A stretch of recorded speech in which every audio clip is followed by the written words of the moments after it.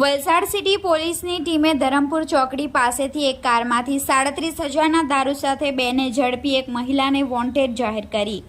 તારીખ 28 મે મંગળવારના રોજ 2:40 કલાકે નોંધાયેલી ફરિયાદની મળતી માહિતી મુજબ વલસાડ સિટી પોલીસની ટીમ પોલીસ મથક હદ વિસ્તારમાં પેટ્રોલિંગમાં ફરી રહી હતી, જે દરમિયાન તેઓને બાતમી મળી હતી કે કાર નંબર GJ15CN 4973માં દારૂ ભરી બે ઈસમો ઉમરસાડીથી પારડી થઈ ધરમપુર ચોકડી થઈ સુરત તરફ જવાના છે। જે બાતમીના આધારે સિટી પોલીસની ટીમે ધરમપુર ચોકડી ઓવરબ્રિજ પાસે બાતમીવાળી કારની વોચ ગોઠવી હતી, જે દરમિયાન કાર આવતા પોલીસની ટીમ દ્વારા સરકારી લાકડા વડે કારને ઊભી રાખવાનો ઇશારો કર્યો હતો। ચાલકે કાર સર્વિસ રોડ પર લઈ સાઈડે ઊભી રાખી હતી।